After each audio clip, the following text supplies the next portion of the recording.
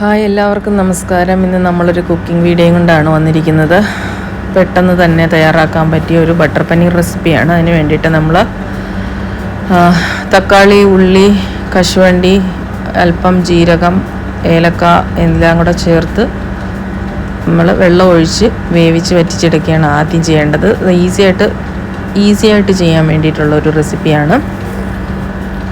അപ്പം അതെല്ലാം കൂടെ നമ്മൾ തിളപ്പിച്ച് വേവിച്ച് വറ്റിച്ച് വെക്കുകയാണ്.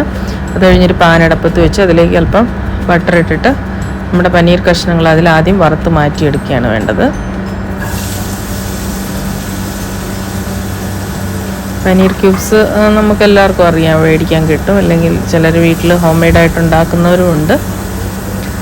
അപ്പം നമ്മൾ പാക്കറ്റിൽ അവൈലബിൾ ആയിട്ടുള്ള പനീറാണ് യൂസ് ചെയ്തേക്കുന്നത്. അപ്പോൾ നമ്മളത് നെയ്യിലിട്ടൊന്ന് വറുത്തൊരു ഒരു നുള്ളു ഉപ്പുപൊടിയും കൂടെ ചേർത്തിട്ടൊന്ന് നെയ്യിൽ വറുത്ത് എടുക്കുകയാണ്. കംപ്ലീറ്റ് വറുത്തെന്നല്ല, മൂപ്പിച്ച ഒരു വിധം നല്ലോണം എടുക്കുകയാണ്. അത് മൂത്ത് മാറ്റി വെച്ചതിന് ശേഷം നമ്മളതേ പാനിൽ തന്നെ അല്പം കൂടി ബട്ടർ എടുത്ത് ഇനി നമ്മുടെ ബാക്കിയുള്ള ഇൻഗ്രീഡിയൻസ് റെഡിയാക്കുകയാണ്.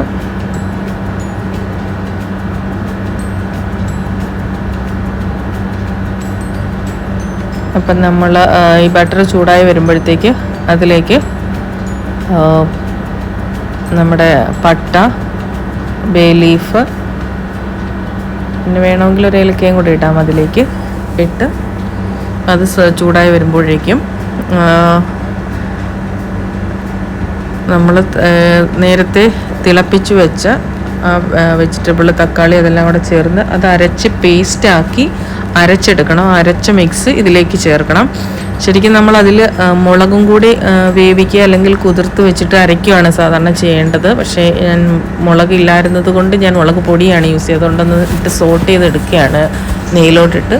അത് കഴിഞ്ഞാൽ നമ്മൾ ആ വേവിച്ച മിശ്രിതം അരിച്ചതാണ് അത് ഇതിനകത്തേക്ക് ചേർത്ത് കൊടുക്കുകയാണ്.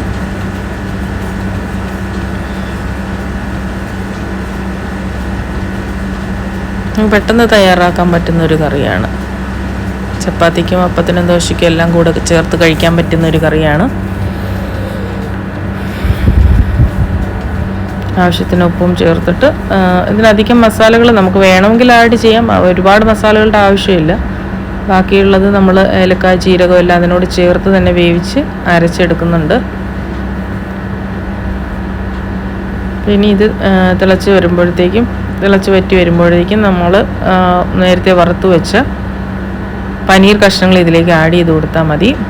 ആഡ് ചെയ്ത് ഒന്നുകൂടെ പറ്റി വരുമ്പോഴേക്കും നമുക്ക് മല്ലിയിലയും കസൂരി മേത്തി ഇട്ട് വാങ്ങാവുന്നതാണ്.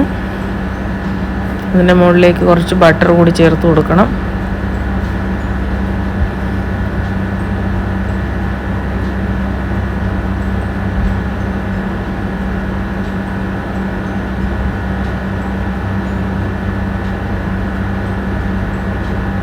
നമ്മുടെ ഗ്രേവി തിളച്ച് വരുന്നുണ്ട്.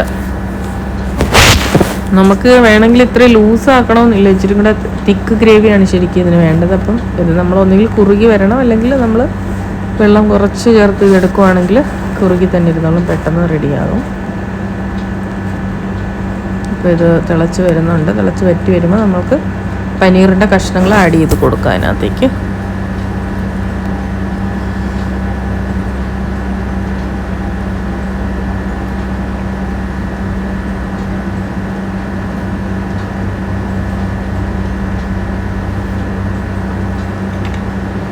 ഒരുവിധം പറ്റി വന്നിട്ടുണ്ട്. അപ്പോഴേക്കും നമ്മൾ പനീറിൻ്റെ കഷ്ണങ്ങൾ അതിലേക്ക് ഇട്ട് കൊടുക്കുകയാണ് ചെയ്യുക. ഒരു സൂപ്പർ ഈസി, സൂപ്പർ ഫാസ്റ്റ് കറിയാണ്. പെട്ടെന്ന് തന്നെ തയ്യാറാക്കുന്നതാണ്.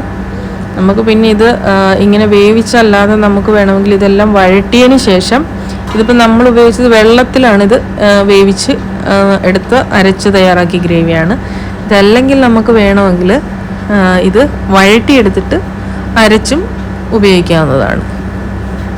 അങ്ങനെയും ചെയ്യാവുന്നതാണ്.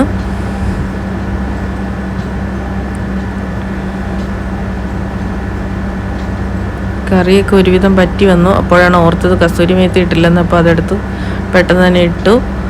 ഒന്നുകൂടെ ഒന്ന് തിളപ്പിച്ചേക്കാമെന്ന് വിചാരിച്ചു. മല്ലിയില ഇല്ലായിരുന്നു, അതുകൊണ്ട് ഇട്ടില്ല. അപ്പോൾ കസ്തൂരി മേത്തിയും കൂടെ ഒന്ന് അതിൻ്റെ ഫ്ലേവർ ഇളകി അതിലൊന്ന് മിക്സായി വരുമ്പോഴത്തേക്ക് എന്നിട്ട് നമുക്ക് ഓഫ് ചെയ്യാം. അപ്പോൾ അതിനകത്ത് പിന്നെ ലാസ്റ്റിൽ ഒരു ഇച്ചിരി ബട്ടറും കൂടി ഇട്ട് കൊടുക്കണം അതിൻ്റെ മുകളിലേക്ക്. അപ്പോൾ നമ്മുടെ പിന്നെ ഉപ്പ് ആസ് യൂഷ്വൽ പറയേണ്ട ആവശ്യമില്ലല്ലോ, എല്ലാവർക്കും അറിയാം ഉപ്പും ചേർത്ത് കൊടുക്കേണ്ടതാണ്. അപ്പോൾ നമ്മുടെ ബട്ടർ പനീർ കടയിൽ നിന്ന് റെഡി ആയിട്ടുണ്ട്. അപ്പോൾ എല്ലാവരും ട്രൈ ചെയ്ത് നോക്കണം, എല്ലാവർക്കും ഇഷ്ടപ്പെടും. ഇടയ്ക്കൊക്കെ ഒരു വെറൈറ്റി ആയിട്ട് നമുക്ക് പനീറും ട്രൈ ചെയ്യാം. അപ്പോൾ എല്ലാവരും ലൈക്ക് ചെയ്യുക, ട്രൈ ചെയ്യുക, സപ്പോർട്ട് ചെയ്യുക. വേറൊരു വീഡിയോ ആയിട്ട് വീണ്ടും കാണാം.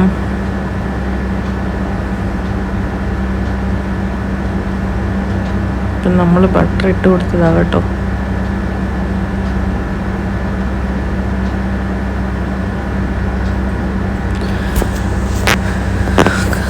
ബട്ടർ ഒന്ന് മിക്സ് കൂടെ ചെയ്ത് കൊടുക്കാം.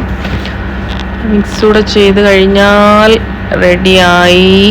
നമുക്ക് വേണമെങ്കിൽ അല്പം ഫ്രഷ് ക്രീം ചേർക്കാം ഇപ്പം വേണമെങ്കിൽ ഈ ഒരു ടൈമിൽ. അപ്പോൾ ഓക്കെ, ബൈ, ടേക്ക് കെയർ.